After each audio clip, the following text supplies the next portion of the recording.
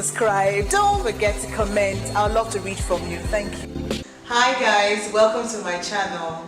My name is Abimbola, and today we're going to be talking about workaholics. Are you a workaholic? Stay tuned. Most researchers define a workaholic as somebody who works excessively. Okay? You can also say a workaholic is someone who is addicted to work. So such people want to work. Alright? Are you such a person? Okay. Now let's talk about the characteristics or the attributes of a workaholic. One, they are addicted to work. So workaholics like to work all the time. Workaholics are perfectionists. They believe that everything should be done to perfection. So you see people who always tend to look out for mistakes, okay? And they tend to always see the mistakes in certain things that are done. Such people have tendencies to be called workaholics. And from time to time, they tend to even blame themselves for such errors. Okay, something goes wrong and they're in that team. They just believe that, oh, it's their fault because it didn't work out right and all that. So generally, workaholics can be perfectionists. They always have valid reasons to work. You will never catch a workaholic admitting to the fact that at this time they don't have to work. Even when they are tired and they need to stop, they just give you one reason, valid, okay, why they should be doing what they're doing. Funny, right? No, it's not, actually. Yes.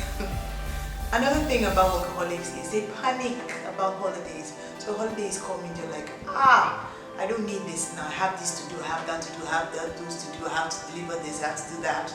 It's always wanting to do something. So when they hear that it's time to rest or it's time for a break, there's a holiday coming, it's scary for them because they don't want to stop. Alright, so we've talked about some attributes of workaholics. Now it's time to talk about how to help workaholics, okay?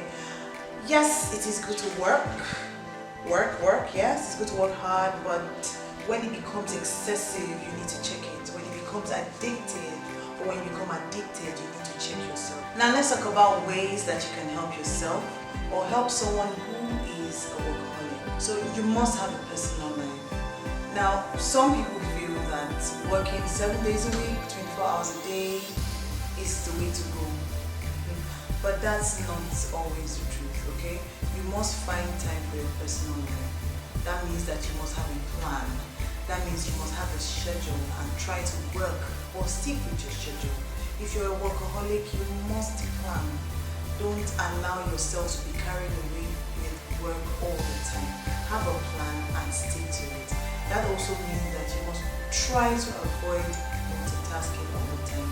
I know that in this day and age, with the new norm and all of that, we tend to multitask. So we're doing this and doing that all at the same time.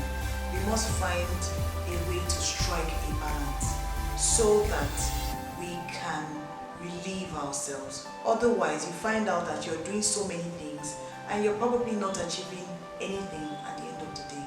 Okay? So in summary, please and please, you must have time for your personal life, your family, your friends, and things that are important to you. Next, you must take time to rest. The issue of resting cannot be overemphasized because it helps you physically. When you take time to rest, it helps your physical and your mental capacity. It helps you to just function better, okay? I know that in this day and age, entrepreneurs want to achieve this, achieve that, which is good, which is fantastic. But you must, when drawing your plan, find time to rest. Also, you must know where to draw the line. That means you must have limitations. You must know when to say no. There are times when you have to say no. Okay? Workaholics have a way of wanting to always help, wanting to always do this or do that. So you see, they tend to continue even when they should stop. But of course, saying no is not as easy as it sounds. So you must know when to say no and you must know how to say no. Okay? Some people think that saying no means that they're not ready to work. It's not so. Now, some other people think that they can't say no because there's no one else to do what they're doing. They feel they are indispensable. They feel that if others do it, there will be errors and all of that, okay? So it's just a thing of the mind, and it's a thing that the mind tells you all the time. If you don't do it, then it won't be done perfectly, or it won't be done the way it should be done. But that's a myth, because sometimes it's not true. Sometimes you have to learn to delegate. Ask others to help. Okay, you do this, you do that. Okay, I'll do this, so that you can have a balance. Okay, you must know where to draw the line. Also, you must take time to think about what matters to you the most. What are the things that matter to you the most? Is it your family? Is it your friends? Is it the goals that you want to achieve and all of that? You must have time to self-assess yourself. You must ask for help when you need it. Don't feel reluctant, don't feel shy, don't feel like it's, some people feel like if they ask for help, it just means they're not able to carry out all the activities.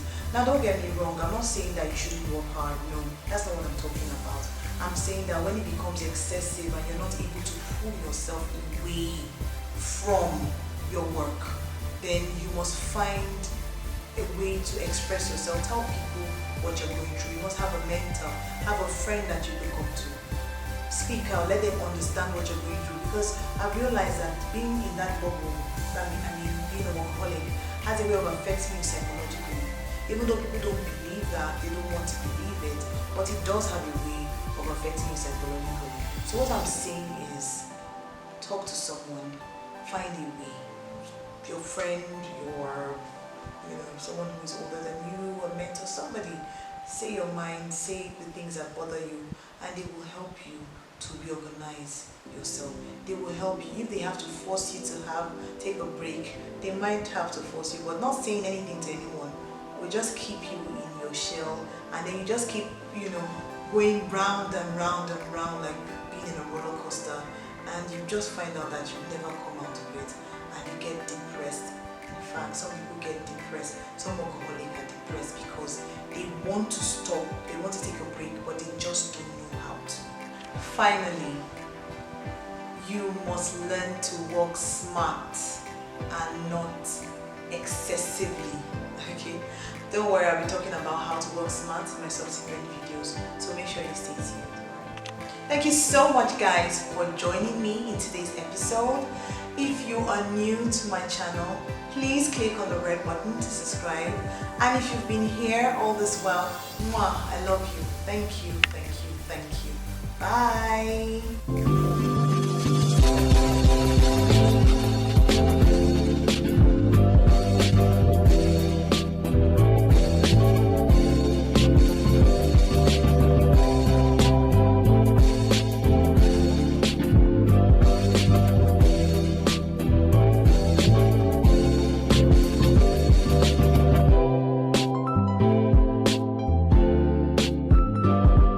Don't forget to subscribe. Don't forget to comment. I'd love to read from you. Thank you.